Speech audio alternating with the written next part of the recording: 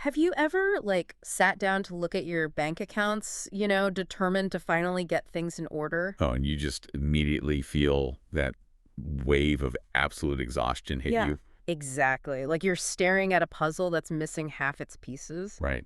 And the pieces you actually do have are written in a foreign language. Yeah, it's an incredibly common feeling. Honestly, Wow. it would be weird if you didn't feel overwhelmed by it all. Right. Because there are all these, confusing tax laws and dense investment guidelines everywhere. Oh, and 50 different types of retirement accounts. Exactly. And these incredibly intricate investing tactics just screaming at you from every corner of the internet. It really feels like you need a PhD in advanced economics just to figure out how to like pay for your groceries, keep the lights on, and maybe just maybe save a few dollars for the future. Which is just exhausting. It is. But today, our mission for this deep dive is to completely cut through all of that paralyzing complexity. We are going to toss out the stressful spreadsheets. Yes, please. Right. We're tossing the heavy workload. And instead, we're discovering a simplified, surprisingly intuitive shortcut to financial stability. And we're using some brilliant concepts today to guide us. We're exploring the core philosophy from Carl Richards' book, The One-Page Financial Plan. Such a great book. It really is. And the underlying argument here is that the secret to reaching your goals isn't, adding more complex strategies to your life. It's actually about stepping back, stripping away the excess, and just ignoring the noise. Okay, let's unpack this, because when I first started looking at these concepts, the whole thing really struck me as building a personal financial GPS for yourself. Oh, I like that. Yeah, like if you're trying to drive across the country, you don't need to memorize every single back road and detour in existence, right? Right, of course not. You just need to know where you currently are, where you want to end up, and the simplest route to get there. Yes, and the GPS analogy perfectly captures the spirit of what we're doing. Today, we're really looking for the why behind your numbers, Yeah. rather than just doing complex math for the sake of it. Because the math alone doesn't really mean anything. Exactly. Because if you don't understand the why, the math itself is completely meaningless.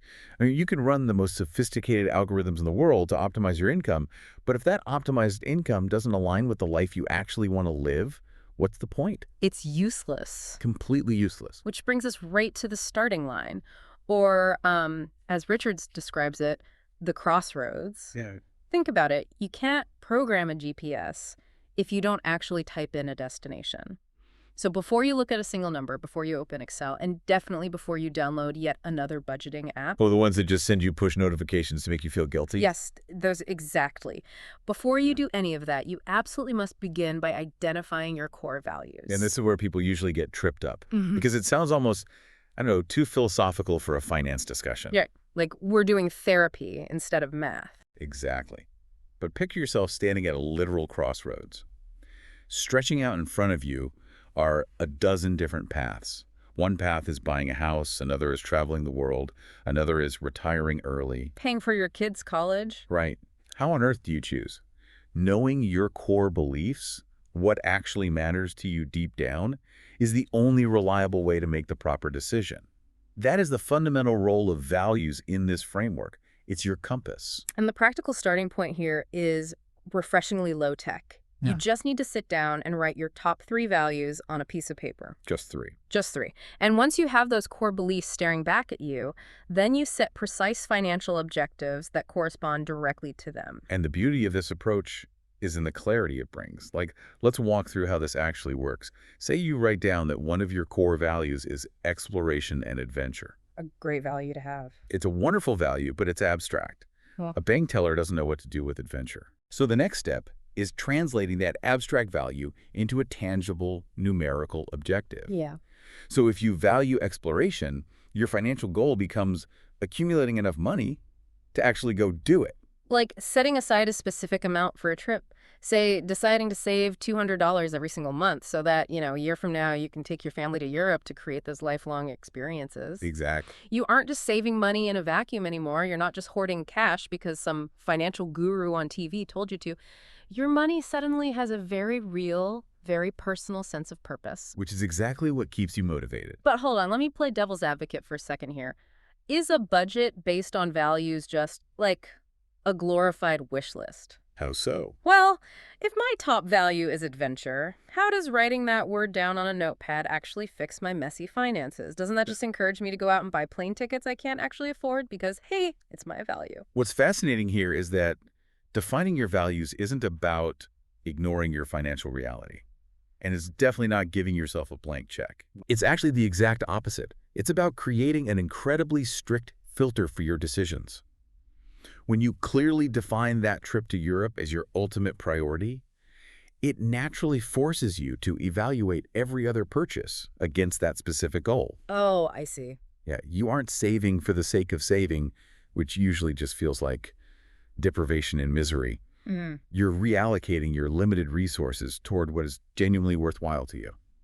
So by identifying the value, you're actually giving yourself permission to say no to the things that don't matter. Precisely. Because you're saying a big enthusiastic yes to the things that do. I mean, it's much easier to walk past a pair of expensive shoes when you realize those shoes are actively stealing a day in Rome from you. You nailed it. You're standing at that I know. crossroads every time you open your wallet, and your defined value points you down the correct path. It just completely removes the decision fatigue. Okay, so we've got our destination programmed into the GPS. We know our core values, and we've translated them into goals. But how do we map out those goals without slipping right back into those confusing multi-step formulas that make personal finance so incredibly stressful in the first place? The answer here is a severe, almost radical constraint.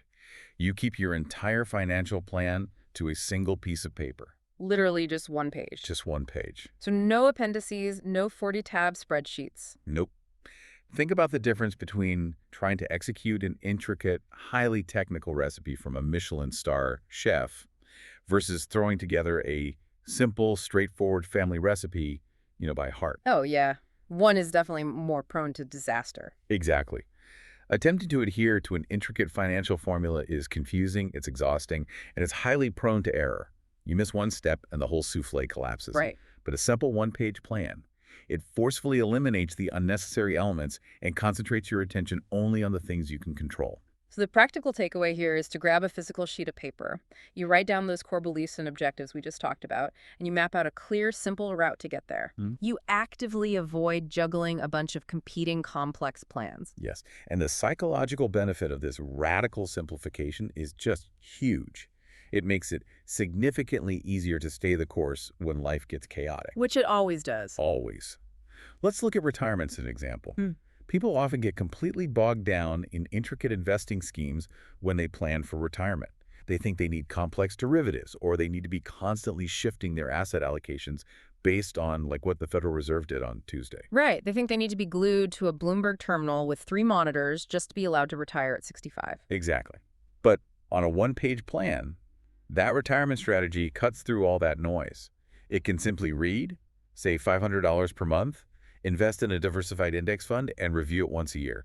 That's the entire plan. Save $500 a month, diversify, look at it annually. Done. Done.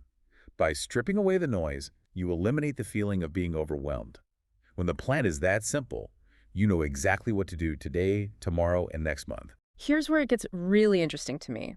I like to think of this one-page plan as your financial emergency index card. Okay, tell me more. Like, if your house is suddenly on fire, you don't go looking for the original architectural blueprints to find the exit. You just run out the front door. Right. In the case of personal finance, if the stock market is suddenly crashing and the news anchors are all panicking and screaming about a recession. This happens constantly. Right. You do not want to be digging through a dense 400-page textbook on economic theory to figure out your next move. You just want to look at your simple one-page summary to remind you of your actual goal. It grounds you.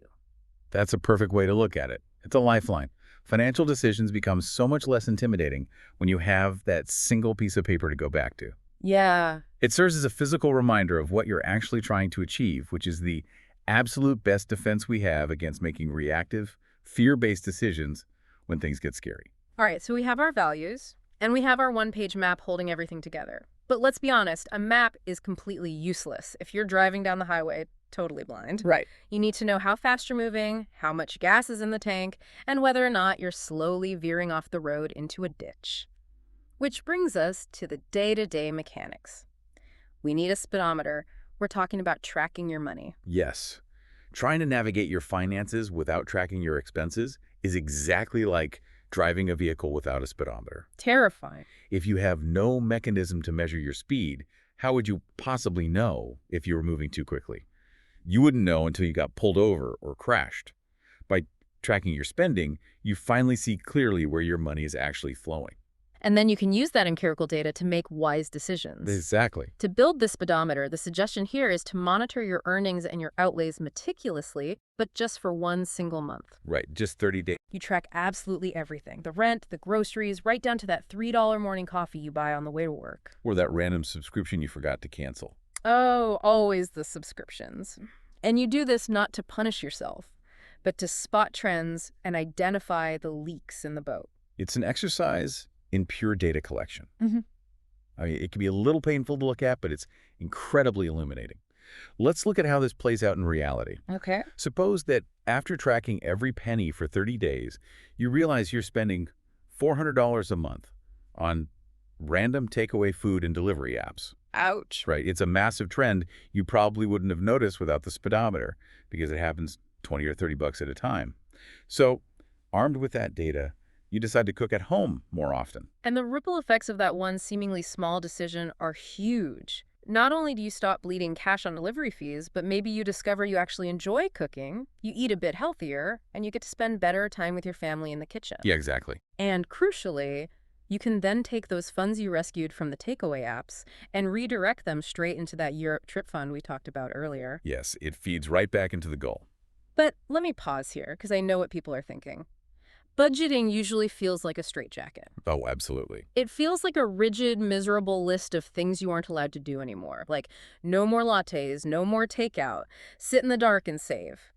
How do we actually shift our mindset so that tracking every penny for a month feels like a tool for freedom rather than a punishment? It's a very valid concern, and honestly, that feeling of restriction is exactly why so many people abandon budgets after 2 weeks.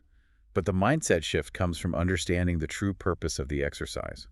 This isn't about restriction. It's about awareness. Awareness. Right. And awareness gives you immense strength. When you know precisely how much you spend and where it goes, you gain the power to make deliberate decisions rather than impulsive ones. Moving from impulsive to deliberate. Exactly. If you know you desperately want to take your family to Europe, the decision to reduce eating out is no longer a punishment imposed on you by a spreadsheet. It's a conscious, empowering choice to prioritize your ultimate value over a fleeting convenience. Wow, yeah. Suddenly, the budget isn't the enemy. It's the exact tool that is facilitating your freedom to travel. I love that framing. The budget isn't telling you no. It's just asking you a question like, is this quick takeout burger more important to you than walking around Rome? Right. And if the answer is no, then you happily skip the burger. Okay, so we're checking our speedometer. We're finding this extra money by cutting out the friction that doesn't align with our values. Now, how do we make sure those rescued funds actually reach our goal instead of just magically getting absorbed by some other random expense? Well, that requires building an engine. You can't rely on willpower alone. You have to automate the process. Yeah. There's a really evocative analogy for this, comparing saving money to tending a garden. If you want beautiful flowers to bloom in the spring, you can't just plant the seeds and hope it happens to rain often enough. No, you'd end up with a yard full of dirt. Right. You have to actively water the garden regularly. And the exact same logic applies to your financial future. If you make saving a consistent priority and tend to it regularly, it will grow and flourish. If you don't, it'll dry up. And the absolute best way to tend that financial garden is by taking the human element out of it. The temptation to spend it. Right. The temptation to forget, the temptation to spend the money elsewhere, the whole I'll do it next month mentality. Yeah. You take that completely out of the equation. First, you decide on a precise savings target. As we mentioned, this could be your retirement fund, the trip to Europe, or just building an emergency reserve. Right. You need a specific bucket to fill. Next, you program a direct transfer to be made each and every payday from your checking account straight into that specific savings or investment account. You automate it. By doing this, you are effectively paying yourself first before you even have a chance to do any discretionary spending. So, using our earlier example, you log into your bank and set up an automated $200 per month transfer for that future trip. Yes. Because it's fully automated and happens the day your paycheck hits, you scarcely even notice the money leaving your checking account. You just adapt to living on the slightly smaller amount. Exactly. But after a year of this silent, automatic watering of your garden in the background, you look up and you have $2,400 sitting there. You can go schedule that dream vacation and be completely stress-free about paying for it. It feels like magic, but it's just automation. Hold on, though. Let me throw a logistical curveball at you. If I set up an automatic transfer to drain money into savings the absolute second I get paid, aren't I risking not having enough left over in checking for my actual bills? Yeah. Like the rent, the electricity, the car payment. How do I automate this set it and forget it garden without accidentally starving my checking account and bouncing checks? That is a crucial point, and it's where we have to connect this automation step directly back to the speedometer we just built in the previous section. Okay. You aren't just guessing a number and automating blindly. Because you have already taken the time to track every single outlay for a full month, you have the hard data. You know exactly what your basic living expenses are. You know your baseline. Ah, right. We did the homework. We already know our speed limit. Exactly. Because you have that acute awareness, you know exactly what amount is actually safe to automate. You aren't guessing. It's a calculated move. That makes sense. And when you automate that safe amount, you start building a safety net. Knowing you have those funds quietly accumulating in the background means you're building a buffer for whatever life throws at you. It dramatically eases the daily tension we all carry regarding unexpected costs. It's all connected. The map tells you where to go, the speedometer gives you the data on how you're driving, and that data lets you safely build the engine of automation. Perfectly summarized. Okay, so we've captured the excess money. We're automating our saving for those short-term goals and our emergency funds. But for the really major life-changing goals, like that $500 a month retirement plan on our one-page map, the money actually needs to multiply. Yes, it does. Saving cash under a mattress isn't enough because of inflation. That requires the final and perhaps most difficult ingredient, time. We've reached the destination phase of the journey. This requires immense patience and a focus on long-term investing rather than short-term trading. Now, understand this. Imagine planting a tree. Okay, a tree, not a flower garden this time. Correct, because a tree is a multi-decade commitment. When you plant a sapling, you would never expect it to be a towering oak providing shade by next Tuesday. Obviously not. It's biologically impossible. It requires patience, care, and significant time to mature and yield fruit. Investing in the market is exactly the same mechanism. Your investments must be allowed to develop over a long horizon. So to apply this today, the move is to select investments that support those long-term goals, like broad index funds for retirement, and then, crucially, you have to resist the urge to review your accounts or adjust your assets based on whatever the stock market did today. Yes. You have to maintain your perspective and ignore the transient fluctuations of the news cycle. And this is undeniably the hardest part for most people. Human beings are biologically wired to react to immediate threats. When the market dips and there's a lot of red on the screen, our instinct is to pull the money out to save it, like running from a predator. Right, play response. Exactly. But patience is mathematically necessary. Yeah. Let's assume you invest $100 a month into a diverse stock portfolio. Okay, $100 a month. Even if the market takes a dive next month, you don't panic. You don't sell. You just continue to invest that $100 regularly. Because over the long term, the mechanics of compound returns mean that your money will increase substantially. It builds on itself. Over a period of 10, 20, or 30 years, that consistent, patient investing harnesses the sheer power of compound interest to bring you steadily closer to your retirement goal. Investing for the long term is what allows you to comfortably ride out those terrifying short-term market drops. So what does this all mean if we build on that tree analogy? Constantly checking daily stock prices, logging into your brokerage app on your phone every afternoon, and tweaking your portfolio based on whatever a pundit said on TV today. It's exhausting just hearing it. It is. It's basically like planting a delicate little sapling in your yard and then digging it up every single weekend just to check and see if the roots are growing yet. Yes. And what happens when you do that? You completely traumatize the root system. Yeah. You aren't helping it grow. You are actively killing the tree with your anxiety. It's so absurd when you picture it that way, but that is exactly what we do with our retirement accounts. By turning off the financial news and not being dependent on daily stock prices, you allow the roots of your investments to actually take hold. And as a wonderful side effect, you significantly reduce your own daily stress levels. It's a remarkable synthesis of financial strategy and human psychology. To summarize the journey we've taken today, achieving financial success is not about deploying incredibly complex strategies. No. It's not about time-consuming, back-breaking calculations or outsmarting Wall Street. It all comes down to a few fundamental, repeatable steps. Right. First, identifying your true core priorities. Second, making reasonable, clear goals and physically sitting them onto a single page. Third, tracking your movements with a budget so you actually have the data. Fourth, automating your savings so you effortlessly pay yourself first. And finally, acting consistently over long term without panicking when the wind blows. It really takes the fear out of the whole process, doesn't it? It takes this massive, looming monster of personal finance that we all dread and shrinks it down into a simple, incredibly manageable set of daily habits. It really does. If we connect this to the bigger picture, it becomes clear that personal finance is not an end unto itself. You aren't trying to win a high score in some giant economic video game. Right. Personal finance is ultimately just a tool. It's a mechanism designed to protect your time, facilitate the values you hold dear, and ultimately safeguard your peace of mind. That is such a powerful perspective shift. We have covered a lot of ground today, but I want to leave you with a final thought to ponder as you go about your week. It's something that builds directly on this idea of our values being the true driver of our finances. Go for it. If personal finance is really just a mirror reflecting what we care about, what does your current bank statement say your top value is right now? Wow. If a complete stranger were to look at every single one of your outlays for the last 30 days, would they see the life you actually want to live? Or would they just see a list of automated, unthinking habits you've accidentally fallen into? Yeah, it's a great question to end on. Thank you so much for joining us on this deep dive. We'll catch you next time.